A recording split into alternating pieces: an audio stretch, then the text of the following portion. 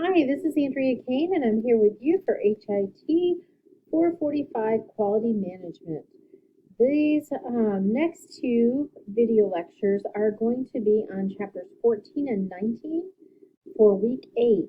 If you take a look at your syllabus, you'll see we'll be focusing on unit objectives 9.9.1 through 9.9.11 and 9.3.2, 9.3.6, and 9.3.7. So we're going to focus on that this week. We'll also be doing a lot with, strength finders. And so the areas we'll be focusing on are personnel management and managing teams. And the reason for strength finders is because it's very challenging and difficult to manage teams or to be successful in personnel management if you don't know yourself and you don't have an awareness of others. So that is the reason for strengths finders. But moving on, because we're here on our textbook, looking at our textbook slides. If you want to turn to page 271 in your book and follow along, that would be great. So let's take a look here. Developing staff and human resources. The learning objectives according to the book for this week are to assess the need to integrate performance improvement and patient safety data into the management of human resources function in healthcare. And as many of you have pointed out in reading through the Quint Struder book on hardwiring excellence, we have seen how important that is from his perspective in the real world. We want to look at the tools and processes that are commonly used to manage the recruitment and retention of human resources. We'll talk about the credentialing process for independent practitioners and employed clinical staff to develop provider profiles. And really, when you think back to the group project that you just completed on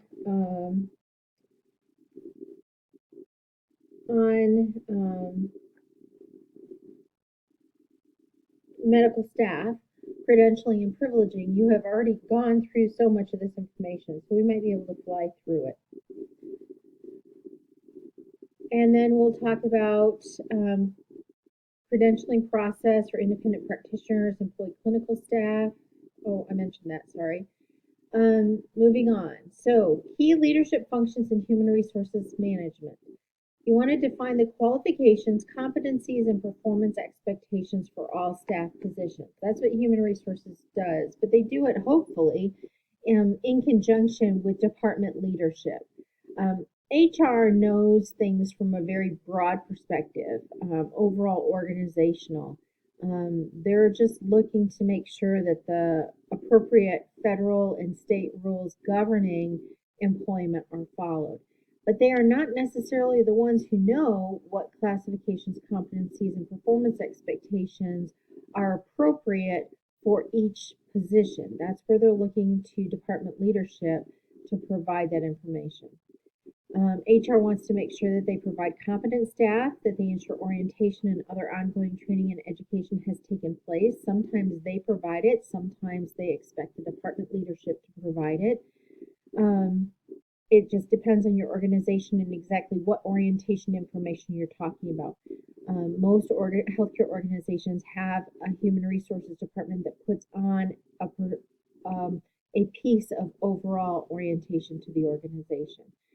Sometimes they have a professional development department that's associated with human resources that does that activity.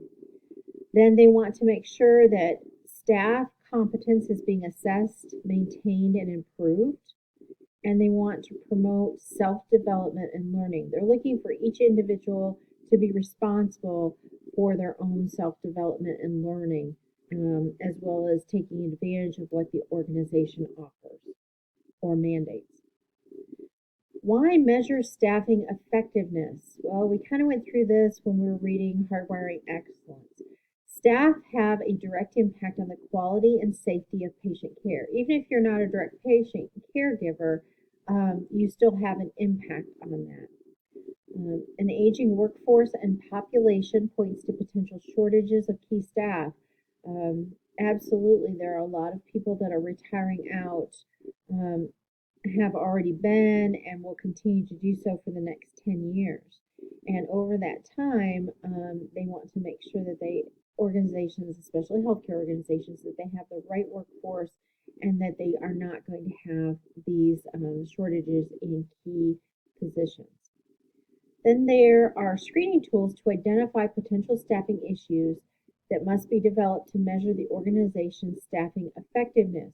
Think back to Joint Commission and regulation, the regulatory agencies that look at healthcare organizations.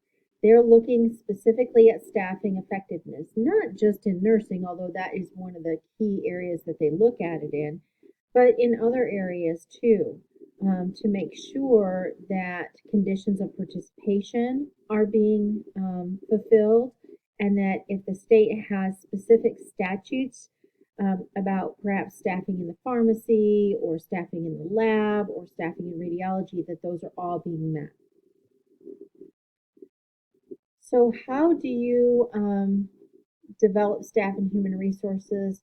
Well, step one is to manage the recruitment process. They have detailed position descriptions that have to be reviewed on a regular basis and updated. They want to make sure that when they're advertising for the position that it's accurate and truly reflects what they're going for to get the best possible candidates. They want to make sure that personnel requests are appropriate, that individual departments are not just adding positions here and there, that they've been through an approval process, usually all the way up to senior leadership, to make sure that those really truly are necessary and appropriate. It needs to make sure that the basic information is there: position title, qualifications, experience required, work schedule.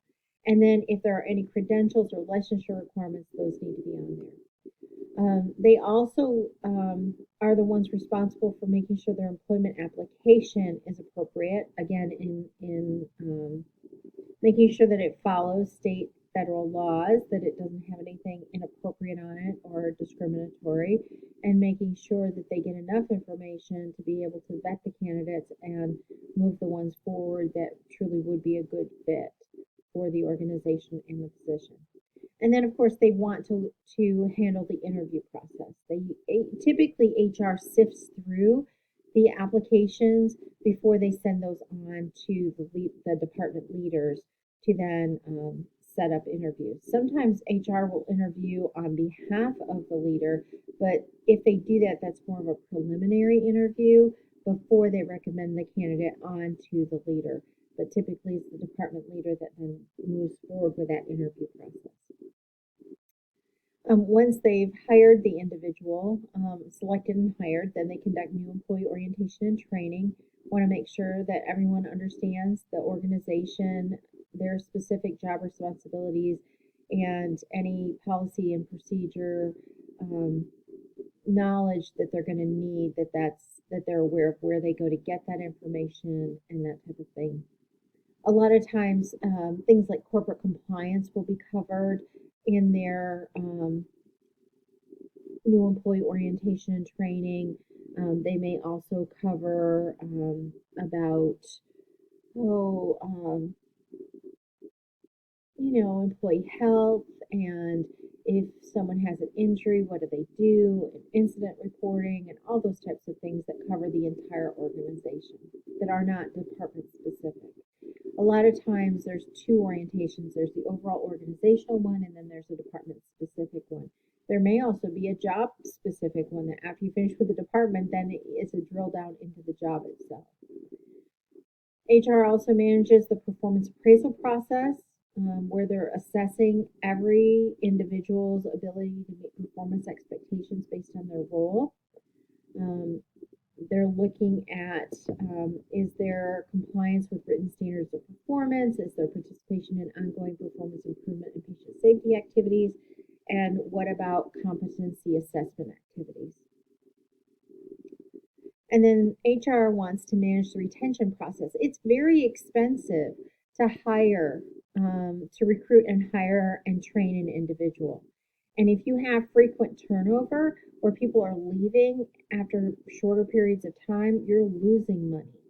So they want to manage retention. They want to try and figure out ways to encourage employees to stay. Um, so oftentimes they'll be looking at what can they offer in terms of tuition and professional education.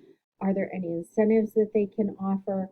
And then trying to mesh organization and personal values so that people feel a calling to be where they are. Human resources does have a small, tiny peripheral role when it comes to credentialing and privileging, but for the most part, I would say 98% of this goes to the medical staff department. And having led the medical staff department and performed these tasks, most all of these go through medical staff services and what they're doing. And I think you researched some of this with your PowerPoint presentations. And so again, this just continues on with credentialing and privileging. And some more, because remember, physicians and other healthcare providers, such as nurse practitioners, PAs, and midwives, all of those have to be re-credentialed and re-credentialed every 2 years, and then they have the opportunity to gain additional privileging over time, depending on what skills or new abilities they develop. So you have the QI Toolbox Technique, Provider Performance Profile, and let's see here. What page is that on? It is on page 281. And so they talk about that. And then they go into some real life examples, and they give you some sample physician profiles and go through a lot of the information just to show you how all that happens. And when you're talking about credentials committee and reappointments, you absolutely have performance review data. You absolutely have utilization data, outcomes, risk management issues, and you always have record completion data. And if you don't, if you end up in a facility where that doesn't get to credentialing, you really need to go and talk to medical staff services as well as chief of staff or president of medical staff to get that added. Because that's a performance data that needs to be considered in all of that. All right, so that's it for chapter 14. I will be back shortly to talk to you about chapter 19. Thank you.